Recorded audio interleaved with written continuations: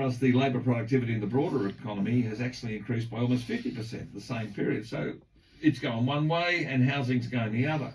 The report says a complicated and slow approval process, lack of innovation, a fragmented industry dominated by small players. Of course, blame the people doing the job. And worker recruitment difficulties have dragged productivity.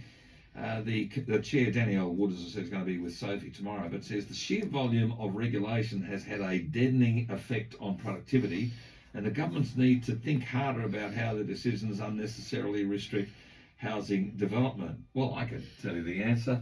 Just keep cutting the bureaucrats out and then we might get somewhere. We're drowning in a sea of red, blue, green and black tape. Tape. Scott Challenge, the CEO of Brisbane-based home renovator QHI Group. He joins me. Let's face it, tape is the problem, isn't it? And tape is the problem, Gary, and gosh knows we love our tape in Australia. We can tape everything completely. Gaffer tape's handy when you've got something flapping around, but it's the bureaucratic tape. It's the forms you got to fill in, the fees you got to pay, the assessments you got to get, the form that says the job's been completed. Everywhere you turn, there's tape. And over the last 30 years, we have just layered it on thicker and thicker and thicker. And they made a really good point in that Productivity Commission report about a lot of the players, a lot of the builders in the industry are small companies, they're smaller entities, and they do struggle to try and maintain the accreditation and the regulations and to keep up to date with it. If you're a mum and dad business, and you wanted to go into the business of making something with your hands, like whether you're the male or the female of that mum and dad business, and somebody's doing the paperwork's the part you don't want to touch. I remember when GST came in, I had a few tradies around me and said, mate, I know I've made a profit when I've got money in my wallet at the end of the month, right? Where are your receipts? Well, it's in the glove box, and once a year I scrape it into a shoe box. I mean, and there's nothing wrong with that in the sense that that's how they run their businesses. But government wants you to fill in the form, keep them fully appraised of everything on every step, just about. Yeah, just about every step, and multiple layers of regulation. Plus, we've also made it harder to deliver new homes with increases in energy efficiency, new engineering requirements, and also, trying to just maintain the green ideology around trying to deliver homes that are thermally efficient these days too. All of these things are adding massive cost. So what does that all mean? I mean, it basically drives up the cost of building something. Well, compared to 30 years ago, you could deliver a home in today's money for about $500 a square metre. In today's money, we're at $3,000 to $4,000 a square metre now. Ooh. And it's not because, we're swinging hammers any differently. It's purely because what goes into that per square metre of that house. We're talking about a lot of imported goods and a lot more, as you said, rules and regulation to deliver that square metre of home. I mean, you can't clock off and say, well, I'm actually finished laying the bricks for the day or finished installing the bathroom for the day or whatever. You've got to actually value your time to get those forms filled. You've got to value the time that it takes to get the paperwork done. That's not a freebie. It's got to come at a cost. It definitely does come at a cost. And also consider this as well, and this one might not be touched on so often, but I own a building company. Last year I breached that $1.3 million for payroll tax, and suddenly I'm dropping another 5% of that cost into what we deliver into people's homes as well. So as things have gotten more expensive, as wages have gone up as well, all of those other little bits and pieces have crept in too. So what do we do? How do we fix this? I guess the opposite of what we're currently doing would be a start. The opposite would be a great start. I'll give the LNP a little bit of credit for making it a little easier for the paperwork side of things with businesses that turn over up to 1.6 in the construction industry. But we're only talking maybe 15 to 20 hours a year of paperwork that's actually reduced. What we really need to do here is to come up with a couple of really creative ideas. And these are big ideas, but find a politician who wants to tackle a big idea these days. That's going to be really tricky. So why don't we just pre-approve 200 compliant homes already that can go through a streamlined approval process? Let's get councils out of the way so that we're all working on the same page. Like even to put a granny flat in the backyard in Logan, now there's a $22,000 infrastructure charge. I mean, everything is stacked against us being able to deliver anywhere for someone to live. Costs, increasing bureaucracy, look at the size of this thing. We're talking multiple people working in all sorts of organisations that are standing in your way from being able to work. So what you're saying is if housing were cars, right, every car that rolls off the car yard would need an approval from everybody to sign off on the design rules and everything like that. In fact, it's not. What happens, we have Australian design rules that say the car, if as long as it's this car, unless it's been modified, as long as it's this car, then it's approved to go on the road. It's safe. Housing doesn't have that kind of easy pathway. Well, I mean, look how more complicated cars have gotten in the last 30 years too, though. So I'm not sure if it's a good equivalent, but you can't deliver the same house now that your grandparents bought, 20, 30 years ago. That's a point I'd like to make, because the houses now are not the same houses. You can't build those same houses now, and that's what's increased this cost. So, okay, my thinking is geared around what my parents and grandparents built, and I want to build that today. How much harder is it to build that kind of house? Well, that house doesn't comply. You can't build that house. That house won't meet any of the current requirements under the National Construction Code.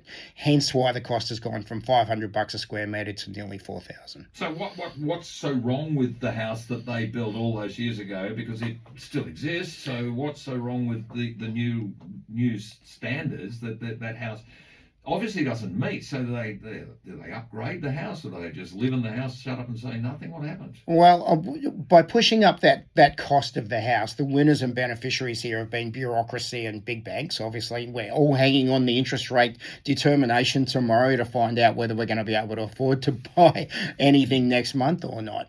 So what we need to do now is think about how we simplify housing to be able to deliver those houses that we could back then.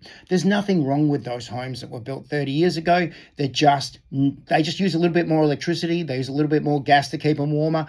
Energy efficiency is a big part of this. We're talking about introducing double glazed windows under the National Construction Code. Now, all of this stuff that goes into them. And let's not forget, Gary, we don't manufacture anything in Australia anymore. So the building industry used to have companies in Australia that made the inputs for those homes. A lot of that stuff is offshore now, and we're shipping it in. We're paying a premium for it, especially when supply chains are restricted due to things like COVID, things like war in Ukraine, all the rest of it. So, but again, back to the 30-year-old or 50-year-old home, government's even interfering when you go to sell them. You've actually got to, as I read some of the real estate contracts, you've actually got to certify whether it fits into certain things. So I'm seeing examples of that anyway. Absolutely. And down in Victoria, they're talking about retrofitting homes to increasing their energy rating, their star rating, to be able to comply, to be able to sell the home. Now, let's not forget that the banks are a big sponsor of that too, because they're trying to push green ideology through financing, meaning that you're not going to be able to get finance to buy a home that might not meet a 3-star energy compliance, for example. So you go and sell a house and it says it's not double glazed windows, we now want double glazed windows, then some people might feel like I've got to go and do a double glazed window, which is great if you're in a snow place, but not necessarily. Well, it's probably going to be bigger than that, because you're talking about recladding an existing home, especially if you've got a post-war 50s built house that's 1 metre off the ground, like my home, for example, built in 53. It wouldn't comply under the current standards with the new rules that they're talking about introducing, especially when it comes to financing. I might not be able to sell that home unless I spend a considerable amount of money upgrading. We've already got a skill shortage. Where are we going to find the trades? Yeah, so with interest rates tomorrow, that to my mind seems to be just a minor part of the whole cost question when it comes to people trying to get their first home. Yeah. Well, it's Generation Millennial and Generation Z that we've sold out here. I mean, it's great if you own property. Your portfolio is going up every single week. That's fantastic. But these kids haven't got a hope of getting a foot in the door, a chance in the market, if we don't find a way to pull back that layer of tape that you keep talking about, mate. So Barney's in Wynnum and he wants to ask you a question, Scott. I mean, you can send him a bill later. What do you want to ask Barney?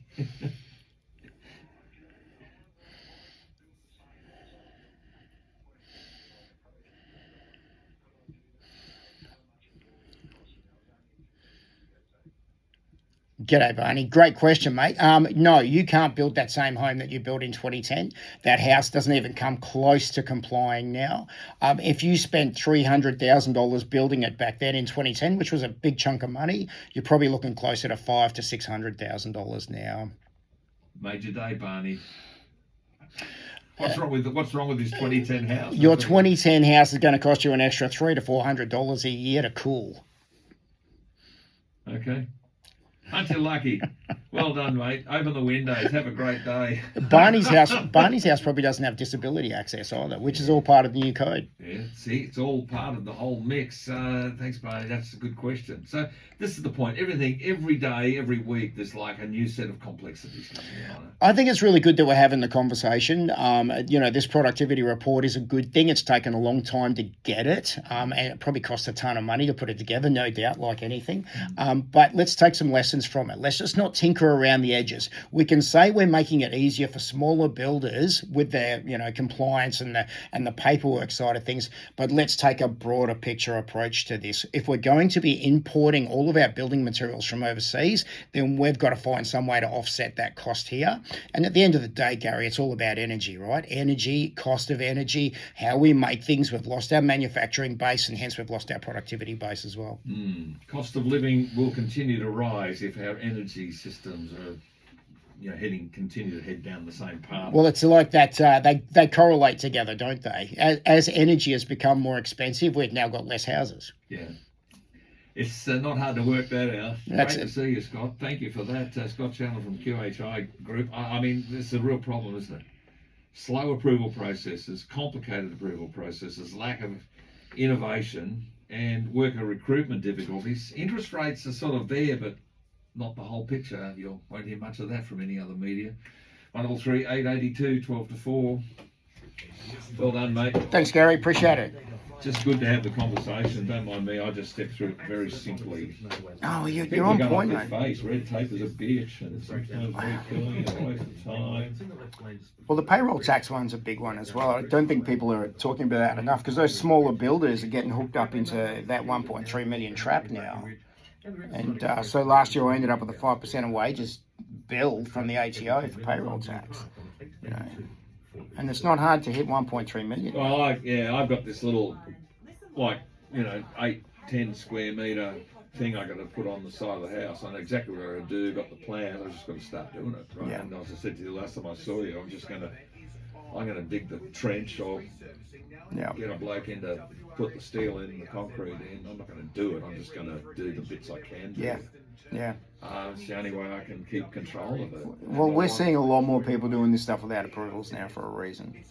Well, I've got an approval, but you just know that it's. But is your approval still valid from when you filed the approval? No, my approval runs out in October, and I've said to my wife, the big project out the front is the thing that's going to take longer to do, and I'm probably going to have to go for another approval. Yeah, probably. But I'll get the certifier to sign off on the bit I'm going to get done. You can apply for an extension as well. Try and that's probably what I'll do. A couple $100. It just costs money, that's all. Yeah, it is. Yeah, but that's the thing, money. Who's making money out of this whole thing? Someone benefits from this housing crisis, mate. And certifiers have been a revelation, frankly. It's. Are you able to get Sam O'Connor on? If we could get him on, I would, but they all seem to run away. The only person that's come on has been Tim and Sam's the housing minister now. Yeah. Zero housing history, no history in the construction industry, never been involved in it, knows nothing about it. So he's got a whole bunch of advisors in his ear telling him what and the the problem with solutions all are. the ministers, Tim Nichols included, who's experienced, is they're relying purely on what the Sir Humphrey's telling them. Yep. JP's not so bad. I saw him today, but somebody said here, red tape's awful.